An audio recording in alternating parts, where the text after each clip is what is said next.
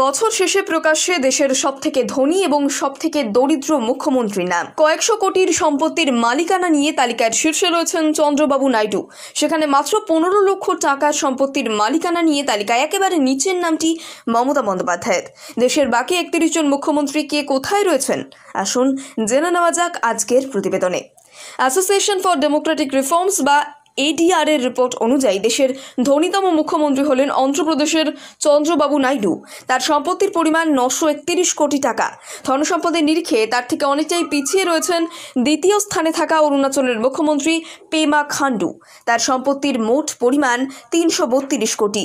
এনডিএর শরিক দলের মুখ্যমন্ত্রীরা যখন সম্পত্তির নিরিখে তালিকার শীর্ষস্থান দখলের লড়াই করছেন, তখন মোটে 15 লক্ষ টাকার মালিকানা নিয়ে তালিকার একেবারে নিচে রয়েছেন মা মাটি মানুষের নেত্রী মমতা বন্দ্যোপাধ্যায়। দেশের দ্বিতীয় গরিব মুখ্যমন্ত্রী জম্মু কাশ্মীরের ওমর আবদুল্লাহ, তার সম্পত্তির পরিমাণ মাত্র 55 লক্ষ। দেশের একমাত্র সর্বহারাদের প্রতিনিধি হিসেবে পরিচয় দেওয়া বাম মুখ্যমন্ত্রী পিনারাই বিজনও কোটি টাকার মালিক এখন। কেরলের প্রশাসনিক প্রধানের সম্পত্তির পরিমাণ 1 কোটি। 2023 থেকে 2024 আর্থিক বছরে রাজ্য বিধানসভাগুলি থেকে প্রাপ্ত তথ্যের ভিত্তিতেই এই তালিকা তৈরি করা হয়েছে। বিরোধী নেত্রী থেকে মুখ্যমন্ত্রী, মাঝে কেন্দ্রীয় মন্ত্রী, একের পর এক হাই প্রোফাইল দায়িত্ব সামলানো সত্ত্বেও মমতা বন্দ্যোপাধ্যায়ের সাদা জীবনযাত্রা সকলের নজর কেড়েছে। দিনের পর দিন যেভাবে টালির চালে জীবন কাটিয়েছেন, মুখ্যমন্ত্রী হওয়ার পরেও সেখানেই থাকছেন। মা মাটি মানুষের নেত্রীর এই সকল জীবনযাত্রা বহু রাষ্ট্রনায়ককে বিস্মিত করেছে।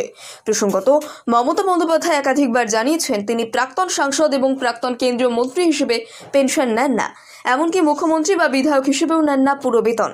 মাসিক মাত্র 1 টাকা বেতন তোলেন। বই এবং গানের রয়্যালটির টাকায় সংসার চলে তার।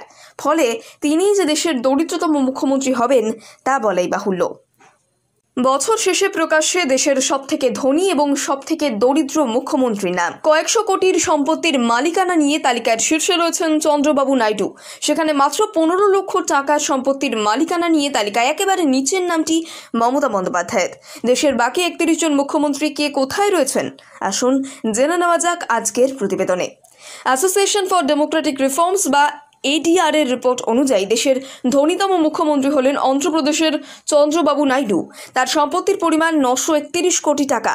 ধনসম্পদের নিরিখে তার থেকে অনেকটাই পিছিয়ে রয়েছেন দ্বিতীয় স্থানে থাকা অরুণাচলের মুখ্যমন্ত্রী পেমা খান্ডু। তার সম্পত্তির মোট পরিমাণ 332 কোটি।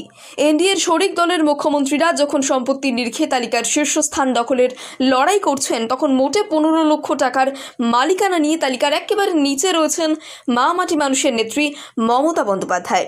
দেশের দ্বিতীয় গরিব মুখ্যমন্ত্রী জম্মু কাশ্মীরের ওমর আবদুল্লাহ, তার সম্পত্তির পরিমাণ মাত্র 55 লক্ষ।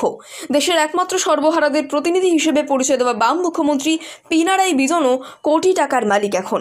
কেরলের প্রশাসনিক প্রধানের সম্পত্তির পরিমাণ 1 কোটি। 2023 থেকে 2024 আর্থিক বছরে রাজ্য বিধানসভাগুলি থেকে প্রাপ্ত তথ্যের ভিত্তিতেই এই তালিকা তৈরি করা হয়েছে। বিরোধী নেত্রী থেকে মুখ্যমন্ত্রী, মাঝে কেন্দ্রীয় মন্ত্রী, একের পর এক হাই প্রোফাইল দায়িত্ব সামলানো সত্ত্বেও মমতা বন্দ্যোপাধ্যায়ের সাদা জীবনযাত্রা সকলের নজর কেড়েছে। দিনের পর দিন যেভাবে টালির চালে জীবন কাটিয়েছেন, মুখ্যমন্ত্রী হওয়ার পরেও সেখানেই থাকছেন। মা মাটি মানুষের নেত্রীর এই সকল জীবনযাত্রা বহু রাষ্ট্রনায়ককে বিস্মিত করেছে। প্রসঙ্গত, মমতা বন্দ্যোপাধ্যায় একাধিকবার জানিয়েছেন তিনি প্রাক্তন সাংসদ এবং প্রাক্তন কেন্দ্রীয় মন্ত্রী হিসেবে পেনশন নেন না, এমনকি মুখ্যমন্ত্রী বা বিধায়ক হিসেবেও নেন না পুরো বেতন। মাসিক মাত্র 1 টাকা বেতন তোলেন। বই এবং গানের রয়্যালটির টাকায় সংসার চলে তার। ফলে তিনিই যে দেশের দরিদ্রতম মুখ্যমন্ত্রী হবেন তা বলাই বাহুল্য।